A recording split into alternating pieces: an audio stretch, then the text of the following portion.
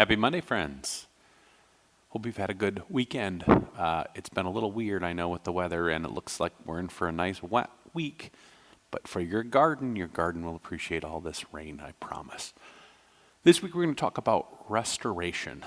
That's a big topic, but it's a good topic leading up to that time where we celebrate resurrection because they're related terms in a lot of ways. Today I'm going to talk to you specifically about a Hebrew word, ruach, or breath, which, think about that for just a sec. But I want to share with you a passage in Job that I was kind of drawn to with this. Job, the story of this mythological character of Job who Satan and God have this battle to see if Satan can make him turn away from his faith, and God says, no, not my Job.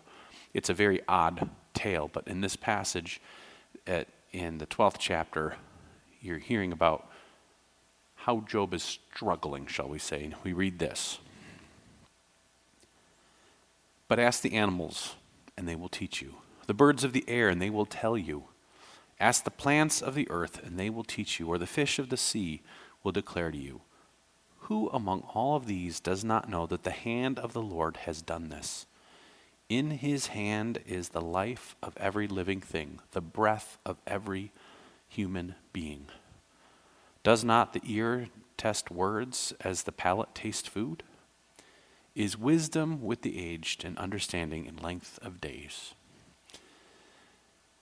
Job recognizes something that I think we all know but maybe forget sometimes, that you can have life. Things can be alive and not be filled necessarily with that same spirit. But when we talk about the ruach, we talk about the breath of God, the spirit poured out and filling us, that breath of life. When we talk about this, we think of something a little bit different.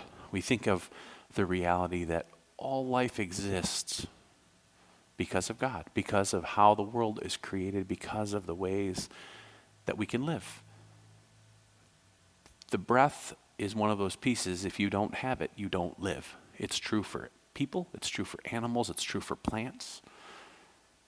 That's in some ways how we know something is alive.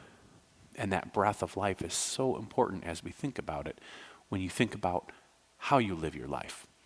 Now, you can be alive and not really be alive.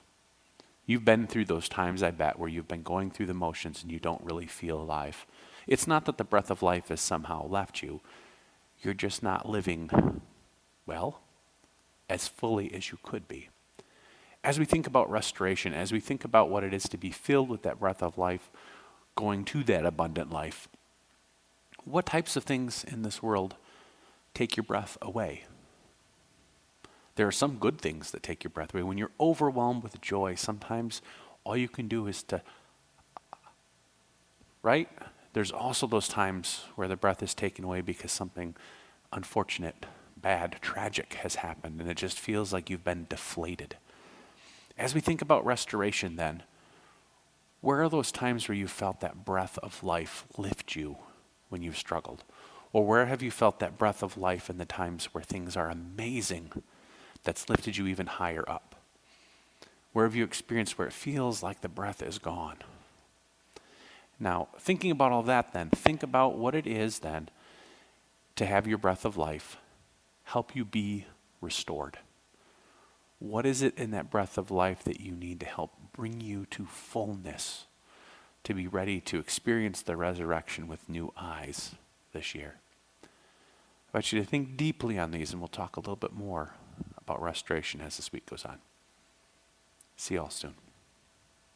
And he walks with me, and he talks with me, and he tells me I am his own, and the joy